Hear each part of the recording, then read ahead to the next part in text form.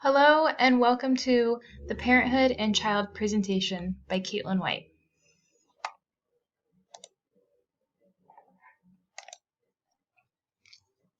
The first question talks about what factors need to be considered when deciding whether to parent or not.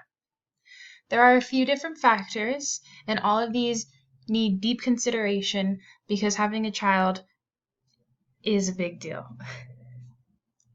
The first is society and the couple's parents' pressure. So we need to understand that couples' parents and society will pressure the couple into having children. Social pressure, otherwise known as protagonist bias, can get under the couple's skin and they will end up just having a baby because everyone says they should. This goes for same-sex unions as well. It's important that we make our own decisions, and regardless of what's going on in the world around us, we make the decision that is best for us. The second factor is the financial aspect. The question of, is the couple able to afford a child, is also very important.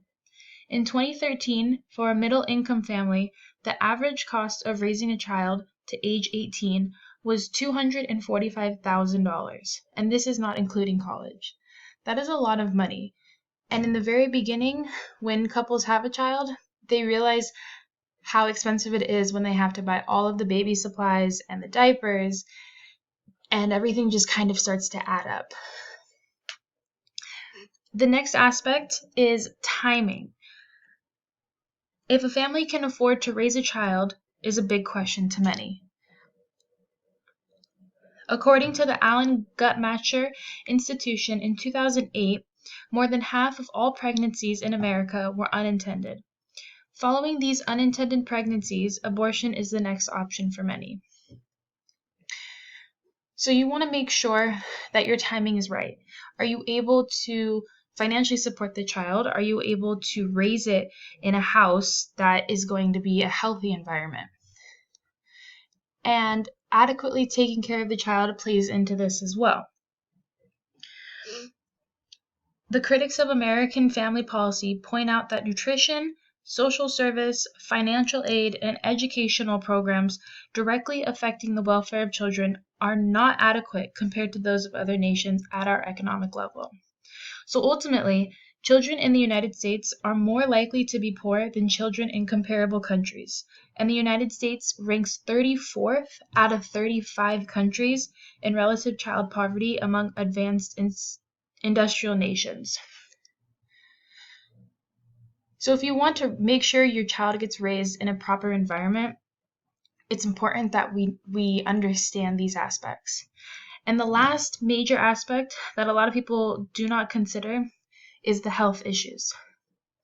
Mothers of premature, low birth weight infants continue to show higher levels of depressive and anxious symptoms following delivery, an effect that probably operates for fathers as well. It's important to be conscious of any issue that can arise during pregnancy and after birth. These can have a major negative impact on both the child and the parent, and being aware of these issues will help couples decide if they want to raise a child or not. Many times, couples that realize that the baby has deformities will just abort it, and they don't want to go through the struggles of caring for it.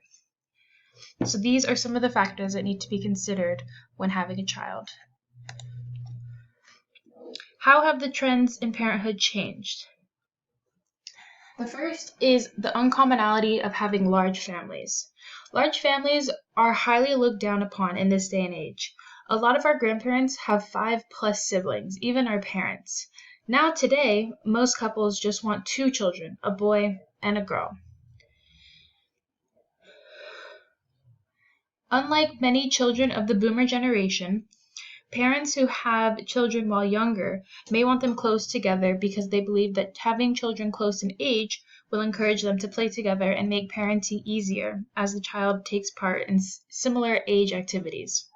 However, experts report that for the physical and intellectual health of both mother and child, the optimal spacing of children is a minimum of 3 years.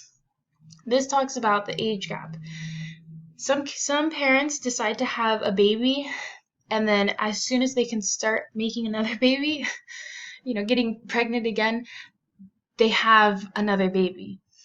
This can cause for a lot of problems in the household, and having kids a good few years apart is definitely necessary. The next is the fertility rates.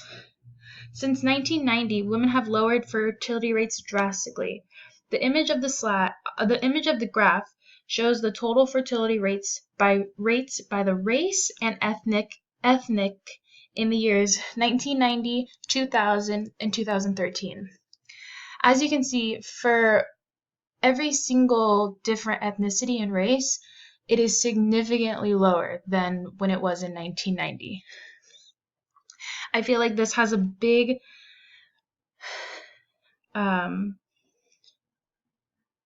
change in what has been going on in parenthood.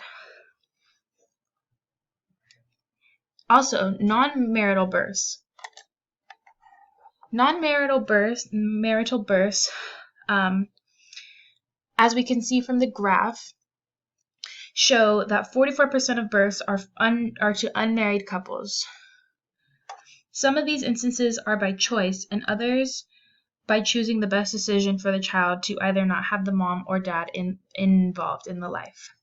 From the graph, it is more common for African Americans to have non-marital births and Asians or Pacific Islanders to have the smallest percentage. I do feel like this has a lot to do with how this culture was raised and how differently they are influenced to raise a family and how they're going to take care of that family. Some advantages to parenting in the 21st century. First of all, children can bring vitality into the household. This is important, and some people actually need children to make the marriage work or to make them feel better about themselves, which is kind of interesting, but in some cases it really does work. The next is personal identity. Meaningful aspect of personal identity goes the same or can benefit people who seem lost and not able to find their way. The baby brings that out of them. This also goes the same for young people having children, which is kind of strange because you would think that the young kids having children are kind of overwhelmed and they feel like their life is starting now, but ultimately 70% of seniors in high school agree that fatherhood is one of the most fulfilling experiences, and 60% of women said the same things. This shows that having children, or even a child, does have its perks, even for kids who are super young. And the last advantage is commitment. Indeed, parenthood can provide a sense of commitment and meaning in an uncertain social world. So even if, you feel like you're not doing well in anything, or, you can't get something right, your job, your work, a baby and a child is able to bring that fulfillment to you. And lastly, some challenges in the 21st century. The first is the financial aspect. Being able to provide for children financially is one of the biggest reasons couples do not have kids. According to a book on families and poverty, there are two main theoretical orientations. One is stress theory. This holds that parents who are stressed, and stress is generally seen to be a part of the low-income experience, are less likely to be able to provide optimal home circumstances and more likely to use coercive and harsh methods of discipline. So this is important because the stress theory is that they just get so stressed and they lash out on the kids. The next is the poverty theory, and this is how the downplay of the primacy of parents' physiological attributes and upgrades the impact of cultural beliefs, practices, and backgrounds in determining the outcome for children from disadvantaged backgrounds. These two theories are important to keep in mind because having children grow up in low-income houses will have a negative effect on them for their future. The before and after. When children arrive, couples today experience a greater before and after feeling than in the past. Couples often marry and become parents later in their lives than couples did in earlier decades, after several years in which they experienced a great deal of personal freedom and a career focus that children interrupt. And parenting ultimately becomes a full-time job. With little experience, first-time parents must abruptly assume 24 or take on 24-hour duty caring for a fragile, dependent baby. Babies interrupt sleep, work, and leisure time. These are some reasons why parents are having a hard time in the 21st century. Thank you.